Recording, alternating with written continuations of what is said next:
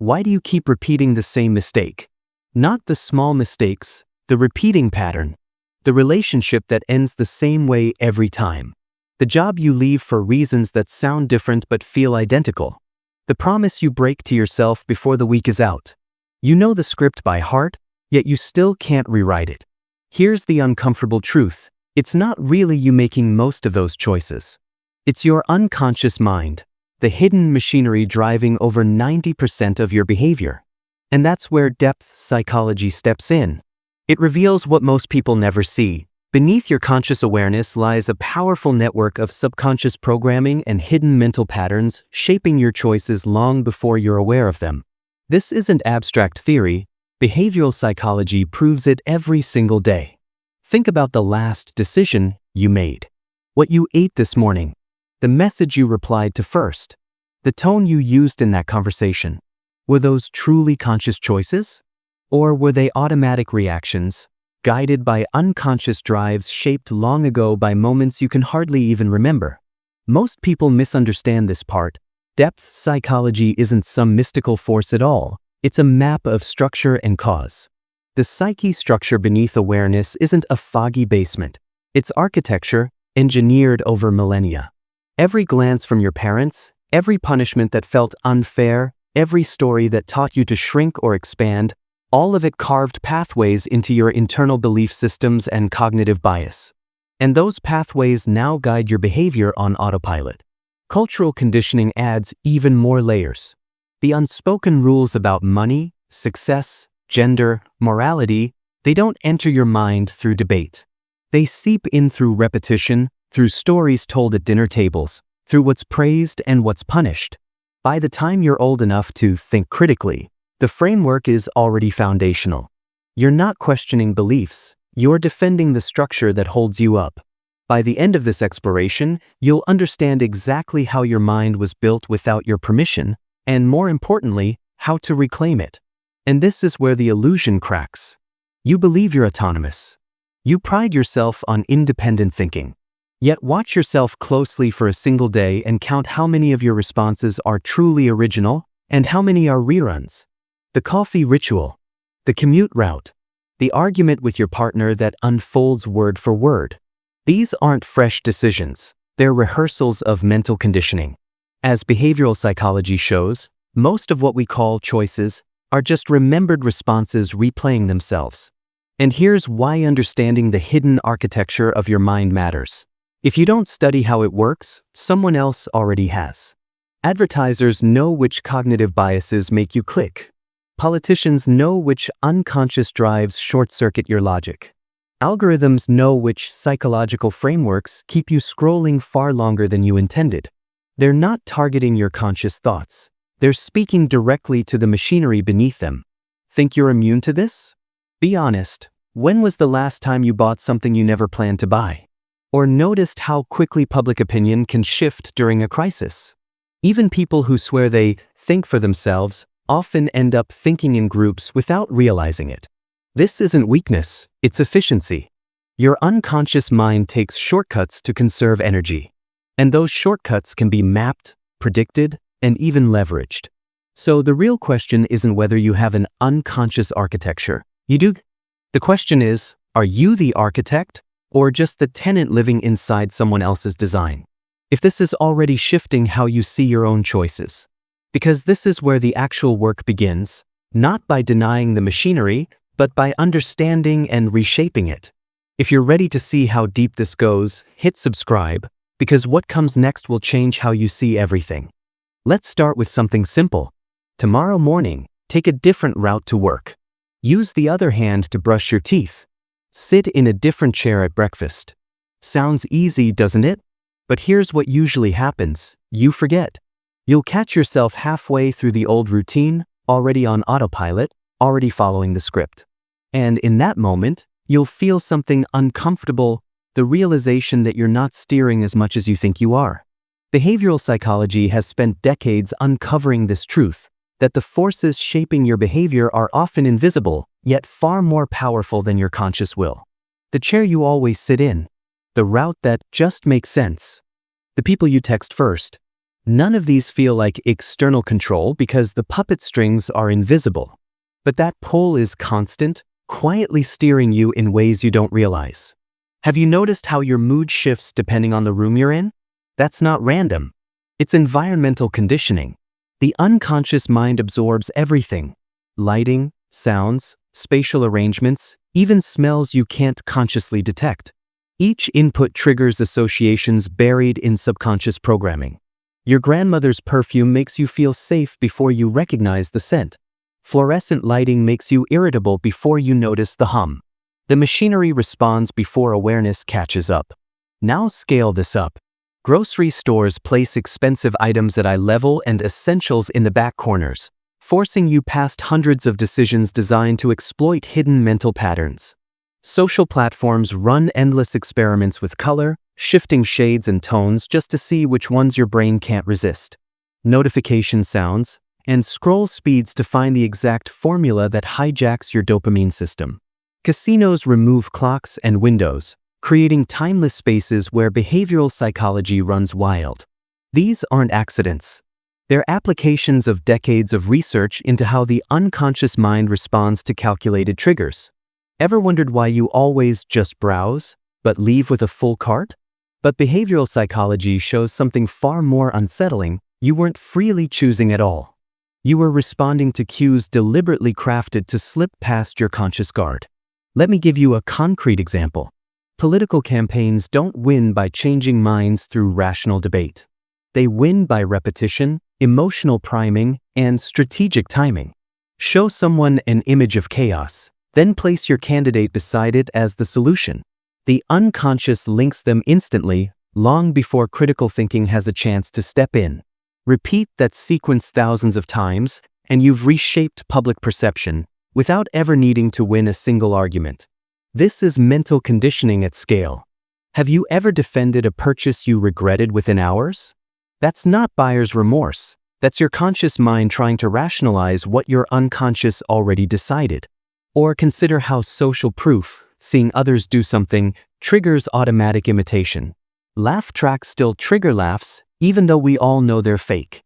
And that tiny phrase, "as seen on TV," still boosts sales, even when nothing separates the product from a cheaper alternative. Your brain uses shortcuts. If others are doing it, it must be safe, valuable, correct. These cognitive biases saved your ancestors time in tribal settings. In modern engineered environments, they make you predictable. Here's the crucial insight. Behavioral psychology doesn't require your consent to work. You don't need to believe in conditioning for it to condition you. You don't need to understand reward systems for them to shape your habits. The mechanisms operate below the level where belief matters. And the people who understand this, marketers, platform designers, political operatives, use it with surgical precision. Think about your phone for a moment. The red notification badges aren't red by accident. That specific shade triggers urgency in the unconscious mind, a color associated with danger and importance across human history. The infinite scroll wasn't designed for your convenience. It was designed to eliminate stopping cues, the natural breaks that would let you choose to leave. Every feature was tested against thousands of users to find what keeps you engaged longest, what triggers one more click, what builds habits that feel like preferences. The slot machine in your pocket works because it speaks the language of behavioral psychology. Quick question: how many times have you checked your phone in the last hour without any real reason? And you react to that language too, not consciously, but automatically. Your unconscious drives respond to those engineered cues the way your pupils respond to light. Instantly, involuntarily, without choice. The difference is, you can watch your pupils dilate in a mirror. These other reactions stay hidden, unless you learn to spot the pattern. This creates a profound tension in modern life.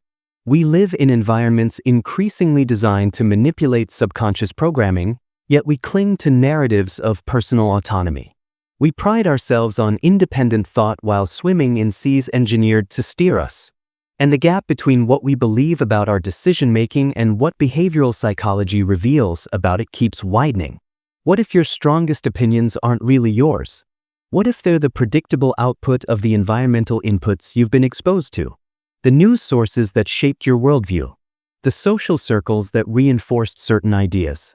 The algorithms chose what appeared before your eyes and what stayed hidden.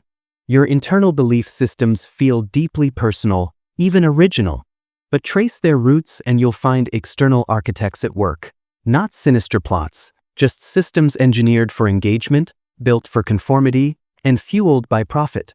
Here's what makes this truly unsettling. Knowing this doesn't automatically free you. You can understand behavioral psychology and still check your phone when it buzzes. You can recognize mental conditioning and still feel the pull of familiar patterns. Awareness creates distance, yes, but the mechanisms remain. The puppet strings don't disappear when you see them. They just become harder to ignore.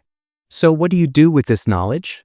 The answer isn't to retreat from the world or wage war against invisible forces. It's to understand that your behavior exists at the intersection of internal drives and external design. Both matter. Both shape outcomes. And both can be studied, adjusted, redirected. But first, you need to look deeper, not just at the strings pulling from outside, but at what's pulling from within. Here's what you'll discover in this next section. Why understanding your fragmented psyche is the key to stopping self-sabotage, failed relationships, and the patterns you can't seem to break. Stay with me. This is where everything connects. You're not one person. You never were. There's the version of you that shows up to work meetings, composed, professional, saying the right things at the right time. There's the version that emerges alone at 2 a.m., scrolling through old messages, nursing wounds you'd never admit to in daylight. There's the version that snaps at your partner over something trivial, surprised by your own anger. There's the version that lies in therapy, not to the therapist, but to yourself. Which one is real? Carl Jung, the mind behind analytical depth psychology, spent his life chasing this question. His answer was unsettling. You're all of them and none of them. The psyche isn't one seamless whole. It's a battleground of competing parts, each carrying its own story, its own motive, its own influence over what you do. And the ones you ignore? They don't die off, they gather strength in the shadows. He called this the shadow. Everything you've rejected about yourself, every quality you've deemed unacceptable, every impulse you've buried because it didn't fit who you're supposed to be. Your jealousy, your cruelty, your neediness, your rage.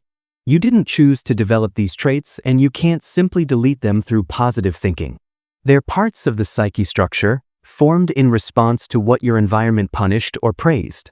Here's the mechanism. When you reject a part of yourself, it doesn't vanish, it goes underground. Be honest. Is there a trait you judge harshly in others that secretly terrifies you because you recognize it in yourself? Your shadow psychology operates from beneath conscious awareness, influencing choices you don't understand, reactions that seem disproportionate, attractions and repulsions you can't explain. Ever wonder why you're drawn to people who hurt you in familiar ways? Why you sabotage relationships right when they deepen? Why certain types of people trigger instant, inexplicable hostility? That's shadow work, patterns playing out from the parts of yourself you refuse to recognize. The unconscious mind doesn't judge these disowned parts as good or bad. It simply integrates them into the hidden mental patterns that guide your life. You think you've moved past your childhood wounds, but the shadow carries them forward, expressing them through psychological frameworks you don't consciously choose. The boy who learned love means control becomes the man who suffocates his partners, mystified by why relationships always end the same way. The girl taught to suppress anger becomes the woman whose resentment leaks out in passive cruelty she doesn't recognize as cruelty. Think about the last relationship that failed. Now think about the one before that. See the pattern yet? Then there's the persona, the mask you wear to navigate social reality. This isn't about being fake. The persona is necessary, protective. You can't show every part of yourself in every situation and survive socially. So you develop versions: the professional self, the family self, the friend self. Each persona emphasizes certain traits and suppresses others. The problem emerges when the mask becomes so convincing you forget it's a mask. When your persona, the edited, acceptable version, becomes your only sense of identity, the gap between that and your actual psyche structure creates internal war. You present as endlessly patient while rage builds beneath the surface. You perform certainty while doubt eats at your foundations.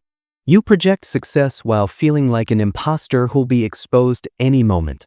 The persona demands consistency. The shadow demands recognition. And you're caught in the middle, exhausted by the effort of holding contradictions together. What happens when you can't integrate these warring parts? Projection. You see your disowned qualities in others and attack them there. The person who can't admit their own manipulative tendencies becomes obsessed with calling out manipulation in everyone else. The man who's buried his vulnerability mocks sensitivity in others. The woman terrified of her own selfishness becomes the moral police, scrutinizing everyone's choices. Depth psychology calls this the fundamental mechanism behind judgment. We're most hostile toward the traits we've exiled from our own self-concept. This plays out everywhere, in relationships, politics, online discourse. Watch how people argue and you're rarely seeing genuine disagreement about ideas. You're watching shadow projections colliding. Each side contains the very thing they're accusing the other of, but can't see it because those traits live in their own rejected shadow. The cycle becomes self-reinforcing. Judgment confirms your rightness, projection strengthens your persona, and the gap between your public self and your actual psyche structure widens. If you're starting to recognize yourself in these patterns, you're not alone. Comment below with one word that describes what you're feeling right now. Carl Jung believed that until you make the unconscious conscious, it will direct your life and you'll call it fate. But making shadow material conscious isn't easy. It requires admitting things about yourself that contradict your self-image. It means sitting with the reality that you contain cruelty, weakness, pettiness, all the qualities you've spent years pretending you don't have. Most people never do this work. It's easier to maintain the persona, project the shadow, and wonder why life keeps presenting the same problems in different packaging. But here's what happens when you don't integrate: the shadow grows. Fed by years of rejection, it accumulates power. It expresses itself through mistakes you can't explain, addictions that emerge from nowhere, sudden explosions that shock everyone including yourself. You'll find yourself doing things that violate your stated values, then constructing elaborate justifications because your persona can't admit what your shadow just did. Or it slips out sideways, through the people you can't stand. Those who stir your deepest disgust aren't random targets. They're mirrors, exposing the pieces of you you've tried to bury. The lazy person triggers rage because you've buried your own desire for rest beneath compulsive productivity. The emotional person disgusts you because you've locked your own feelings in a box marked weakness. The attention seeker bothers you because you've never let yourself want to be seen. Your shadow psychology uses others as screens to display what you won't acknowledge in yourself. This internal division creates a strange kind of suffering. You're at war with yourself, but the war is invisible. You just feel the exhaustion, the sense that you're performing life rather than living it, the confusion when your actions contradict your intentions. The suspicion that there's something fundamentally wrong with you that everyone can see but you. There isn't something wrong with you. There's something unintegrated. The psyche structure isn't designed to be perfectly unified. It's designed to adapt, which means developing different capacities for different contexts. The problem isn't having a shadow or wearing a persona. The real problem is lack of awareness, living at the mercy of internal belief systems you've never questioned, driven by unconscious forces you've never examined, trapped in behavioral patterns that once served you but now keep you stuck. Depth psychology offers a map of this inner terrain, but walking it demands something most people fear to confront: honest self-examination. Not the kind where you jot down flaws and make promises to do better, but the kind where you sit face to face with the parts of yourself you've spent decades trying to escape. Where you admit that your stated values and your actual behavior don't match. Where you confront the truth that the persona you perform and the self you've buried have been locked in battle for so long, you can't tell which one would emerge victorious. The integration doesn't happen through force. You can't eliminate your shadow through willpower or positive affirmations. You can only acknowledge it, understand where it came from, and slowly reintegrate the disowned parts until they stop controlling you from the dark. Until your anger can exist without destroying things. Until your vulnerability can surface without feeling like annihilation. until you can be complex, contradictory, human, without the exhausting performance of pretending you're not. This is the work most people die without doing. And it shows in the patterns that repeat, the relationships that fail, the potential that stays locked, the lives that look successful but feel hollow. But it doesn't have to be your story. Not if you're willing to look at what you've been avoiding. What do you see?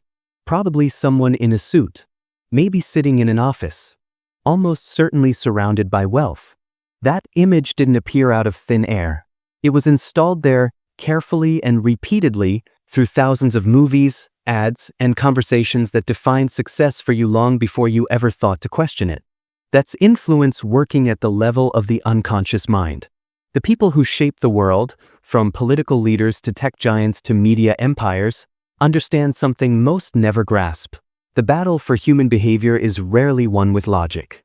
It's won by speaking directly to the subconscious programming that makes decisions before reasoning begins. They know that your cognitive biases can be mapped, your psychological frameworks can be studied, and your responses can be predicted with unsettling accuracy. Every scroll through your feed, every political speech, every product placement is engineered using principles from behavioral psychology and depth psychology. They don't need to convince you rationally. They need to trigger the right pattern at the right time, and your unconscious drives take over from there. Let's start with framing, one of the most powerful tools in the arsenal of influence. The same information presented in different contexts produces opposite reactions. 90% survival rate sounds reassuring. 10% mortality rate sounds terrifying. Same data, different frame. Your unconscious mind responds to the emotional packaging before your conscious mind evaluates the content. Politicians master this. They don't debate policy, they frame narratives. Tax relief and tax cuts mean the same thing economically, but one sounds like rescue while the other sounds like loss of revenue.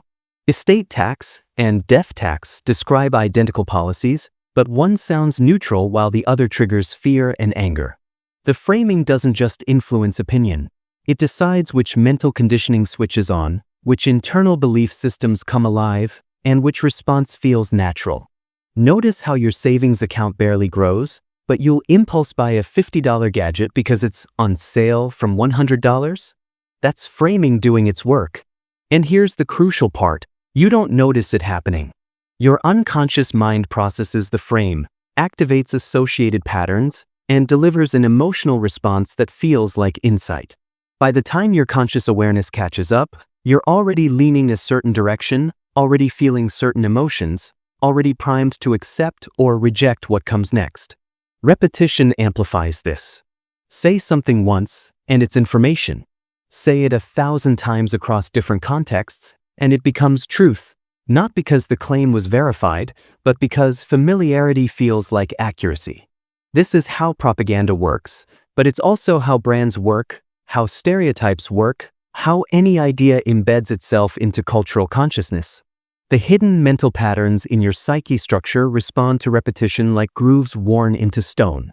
Each exposure deepens the path until the thought slides there automatically. You've heard, breakfast is the most important meal of the day, so many times it feels like ancient wisdom. It was a marketing campaign from the 1940s. This is mental conditioning at cultural scale. And the people doing it aren't forcing you. They're shaping the environment of ideas you swim in until certain thoughts feel natural and others feel foreign. Until you arrive at conclusions that serve their interests while believing you thought of them yourself. Tech platforms have perfected this to an art form that would make Machiavelli weep with envy. They don't tell you what to think. They curate what you see, shaping your information environment until your conclusions seem inevitable. The algorithm learns your psychological frameworks, what makes you angry, what makes you share, what keeps you engaged, and feeds you more of it. Not because it's true, not because it's important, because it works on your unconscious mind. You think you're exploring the internet. The internet is studying you. Every click trains the algorithm.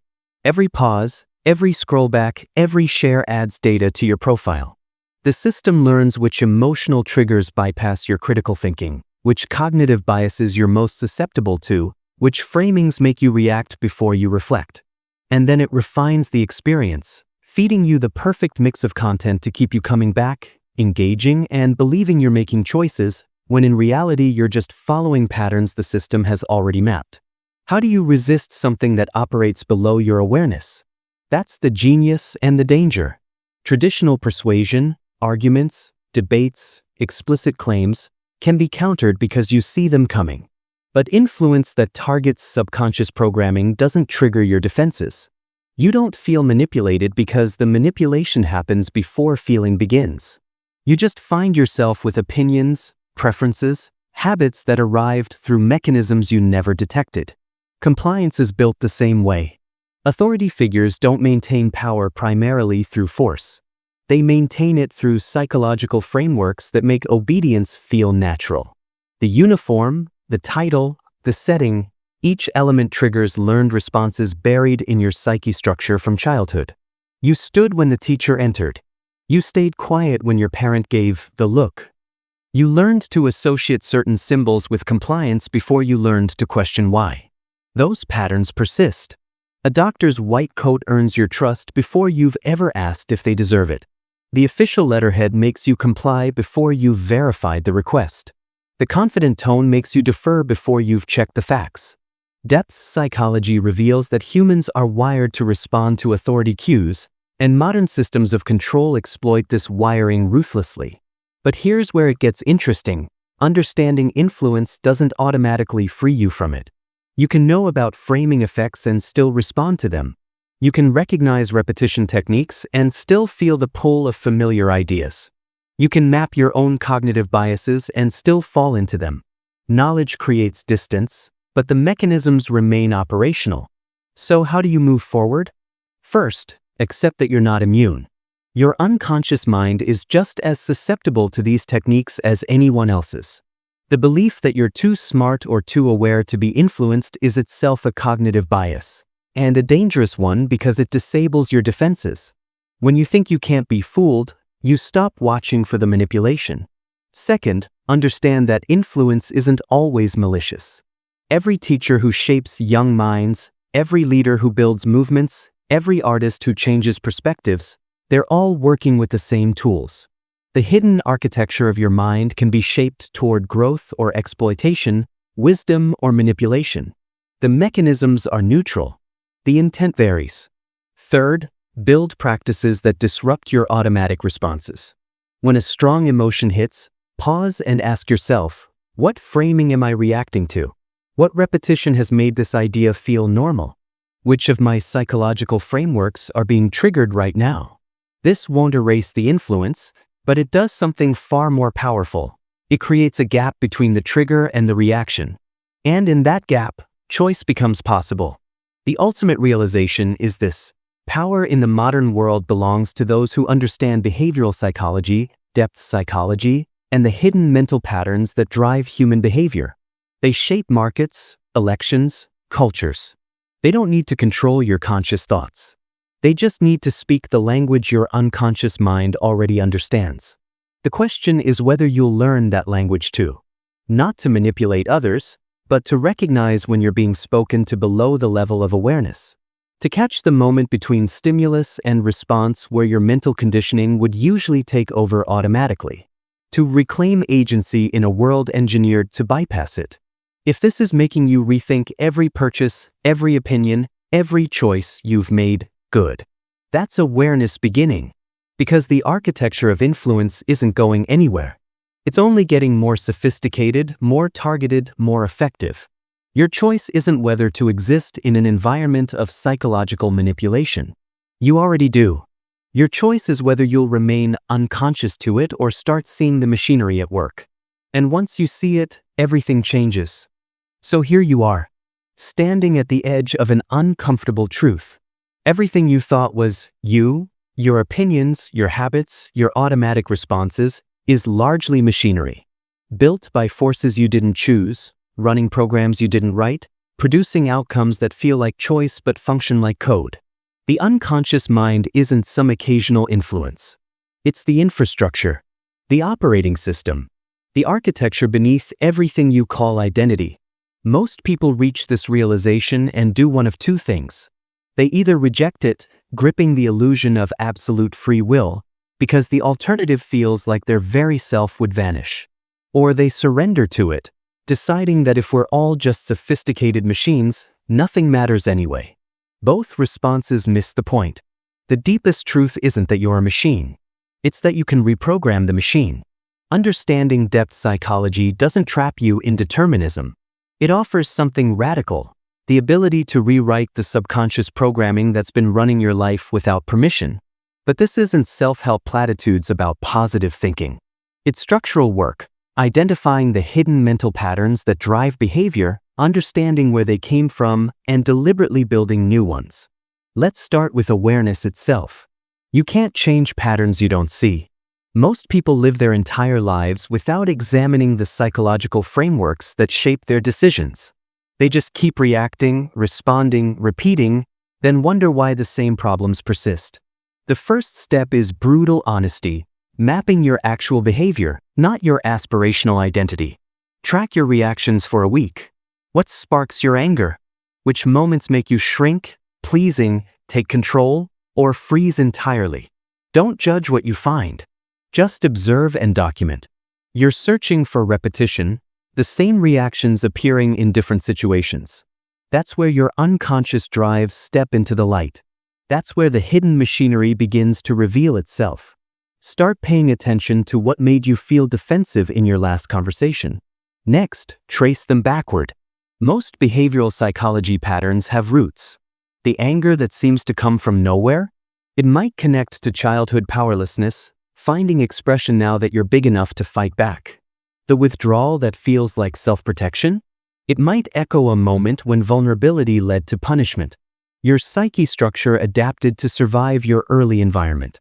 Understanding the original context strips these patterns of their automatic authority. Here's where it gets practical. You can install new responses. Not by suppressing old ones, that just strengthens the shadow, but by consciously choosing different actions when familiar triggers appear. This is mental conditioning working for you instead of on you. When the situation that usually makes you defensive arises, you pause. You notice the familiar reaction forming. And you choose differently. The first 100 times, it'll feel forced, unnatural, even wrong. That's your unconscious mind protesting because you're interrupting established patterns. The machinery wants efficiency, and your new response is inefficient. But if you persist, if you keep choosing the new behavior despite the discomfort, something shifts. The new pattern starts laying down its own neural pathways. The forced response becomes easier. Eventually, it becomes automatic. You've literally rewired the machine. This works for everything. The social anxiety that makes you avoid opportunities? You can build new internal belief systems around social situations through repeated exposure and reframing. The procrastination that sabotages your goals? You can reprogram the behavioral psychology that makes starting feel impossible. The relationship patterns that keep failing? You can integrate your shadow psychology so you stop projecting disowned parts onto partners. Think about your financial habits. How much of your spending is conscious choice versus automated response to stress, boredom, or comparison? But here's the catch, and it's significant. This work requires something most people aren't willing to give: sustained attention to your own psyche structure. Not the attention that judges or fixes, but the attention that observes without flinching. You have to sit with the parts of yourself you've spent years avoiding. You have to admit that your persona isn't your totality. You have to face your cognitive biases, your hidden motivations, your unconscious drives. Most people won't do it. It's easier to blame others, stay stuck in familiar suffering, keep the machinery running on autopilot. They'll read about depth psychology, nod at the insights, maybe journal for a few days, then drift back into unconscious patterns because conscious change requires energy they're not willing to spend. If you're different, if you're actually committed to this, here's what that looks like. Start each day with 10 minutes of honest self-observation. Not meditation, not affirmations. Just watching your own mind move. Notice what thoughts appear first. Notice what feelings arise without apparent cause. Notice which parts of your identity feel like performance. You're mapping the territory, learning the landscape of your own unconscious mind. Then choose one pattern to interrupt. Not 10, just one. Maybe it's that defensive reaction that surfaces in conversations. The checking your phone when anxious. The apologizing for things that don't need apologies. Whatever pattern you choose, commit to catching it and choosing differently every single time it appears. This is how you build psychological frameworks that serve you instead of running you. As you do this, pay attention to resistance. Your psyche structure will defend its existing patterns. You'll find excuses why today isn't a good day to change. You'll rationalize the old behavior. You'll convince yourself the pattern isn't really that important. This is the machinery protecting itself. When you notice resistance, you've found the exact place where change matters most. Simultaneously, start integrating your shadow. Make a list of qualities you find most intolerable in others. That's your shadow material, the parts of yourself you've rejected so thoroughly you only see them as external. For each quality, find where it exists in you. Not the extreme version, but the seed. You're not admitting you're a terrible person. You're admitting you're a complete person, containing the full spectrum of human capacity. Transformation doesn't happen overnight. Shadow psychology has been shaping your behavior your entire life, storing everything you rejected about yourself deep within the unconscious mind. Bringing those parts into awareness is uncomfortable, but every fragment you integrate loses its power to sabotage you from the dark. As this process unfolds, subconscious programming loosens its grip. Your reactions become less automatic, a space opens between stimulus and response, and you begin catching hidden mental patterns mid-activation. In that moment, you remember you're not bound to the script. You can rewrite it. This is what true mastery looks like. Not domination over the world, but awareness of your own machinery. It's not about eliminating the unconscious mind, but learning to collaborate with it, becoming fluent in your own psyche structure, reshaping internal belief systems, and reprogramming psychological frameworks that once ran unchecked. Your relationships shift, your decisions sharpen, and even algorithms lose predictive power because your behavioral psychology is no longer running unconsciously. You stop being a passenger in your life and become the engineer of your internal reality.